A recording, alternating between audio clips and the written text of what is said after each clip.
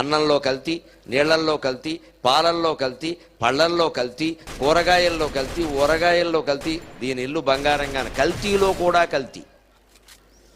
కల్తీలో కూడా కల్తీ అంటే ఏమిటి? పెట్రోల్లో కిరసనాయిలు కలిపేవారు పూర్వం. ఇప్పుడు కిరసనాయిలు కాకుండా ఇంకేదో కలుపుతున్నారు కిరసనాయిల్లో. అది కూడా ఖర్చే అనవసరంగా ఎందుకు వచ్చింది అంటే కల్తీ కూడా సరిగ్గా చేయవా? పోనీ పాలల్లో నీళ్లు పోస్తారండి, అది మనకందరికీ తెలుస్తున్నది. ఆ నీళ్ళైనా మంచి ఉపయోగం, ఆ నీళ్లలో మళ్ళీ చౌకబారు నీళ్ళు, అదేం కల్తీ? అంటే కల్తీలో కల్తీ.